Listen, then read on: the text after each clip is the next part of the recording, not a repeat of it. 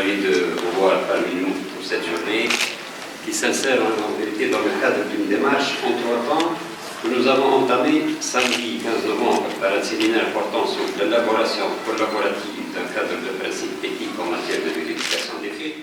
Pour ce qui est de l'utilisation de l'intelligence artificielle en Tunisie, c'est encore très limité. Ça se limite à quelques médias seulement qui font du bon travail, comme Intifada, qui utilisent aussi bien les outils extérieurs qui sont utilisés par d'autres personnes, comme des outils propres à eux qu'ils ont créés pour leurs propres besoins. Mais généralement, on est encore très loin. Il y a quelques tentatives qui sont faites par des médias, surtout de la presse écrite, par exemple. Mais le problème, c'est qu'on ne respecte pas les règles déontologiques. On ne mentionne pas, même avec des fautes on ne relit pas carrément. Alors, il y a des traductions qu'on trouve dans des sites, tout ça, mais vraiment, on voit que c'est traduit mécaniquement, que il n'y a pas d'intervention des journalistes. Donc il y a pas mal de dérives et de dérapages il faut trouver des solutions.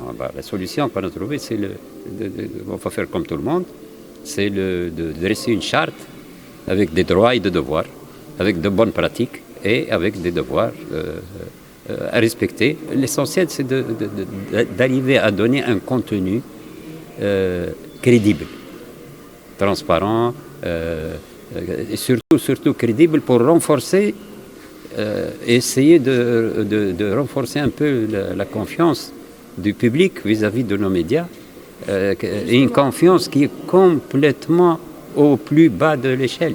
L'intelligence artificielle, elle s'impose. Obligatoirement, on va y arriver. Mais le problème, c'est au sein des décisions au niveau des rédactions, au niveau des entreprises de presse. Est-ce qu'on a les moyens pour utiliser comme il se doit ces moyens technologiques assez avancés?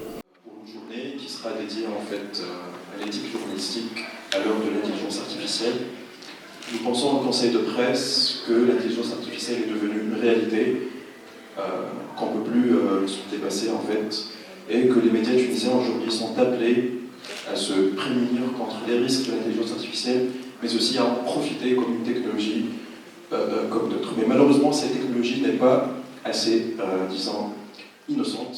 Je pense que l'intelligence artificielle est devenue une réalité dans les rédactions tunisiennes.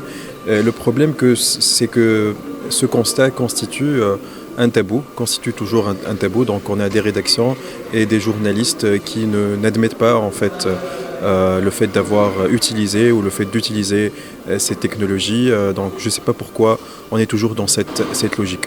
Pourquoi une charte nationale éthique s'impose dans ce contexte? Parce que l'IA, si on ne l'utilise pas d'une manière éthique, d'une manière rationnelle, d'une manière raisonnée, elle finira par, je dirais, même détruire notre métier, parce que vous avez l'IA, elle hallucine, l'IA, elle ment parfois, l'IA, elle est pleine de biais, donc il faut avoir un cadre, ces guidelines, il faut avoir ces principes éthiques, comme en fait la responsabilité, comme la transparence vis-à-vis des publics, pour pouvoir l'utiliser et pour pouvoir l'inscrire ou l'insérer en fait dans notre processus éditorial et dans les rédactions tunisiennes.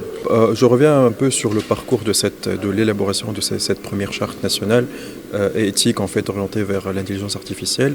Nous avons commencé par des réflexions et puis nous avons organisé aujourd'hui cet événement pour essayer de réunir les journalistes et les parties prenantes en vue de concevoir quelque chose de pensé, quelque chose en fait, une chose qui est pensée par tout le monde, qui est participative, exactement, pour formuler les premières bases, en fait, les premiers principes, l'esquisse en fait de cette charte. Et puis on va travailler en commission au Conseil de presse pour peaufiner davantage ces principes.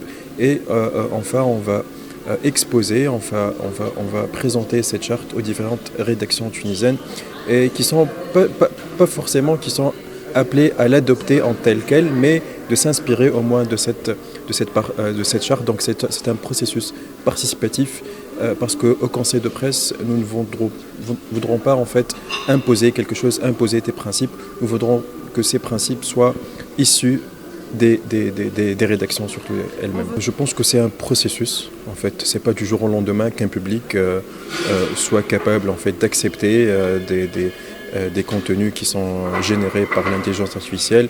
Et cette charte, elle appelle à ne pas, en fait, générer complètement des contenus qui sont complètement générés par l'intelligence artificielle. Elle appelle à assister les journalistes dans leur processus professionnel. Et je réponds à votre question, si les publics ne sont pas prêts, parce que aussi il y a la question de la confiance aux médias. Vous savez que les médias tunisiens en fait connaissent une certaine crise vis-à-vis de leur relation avec les publics.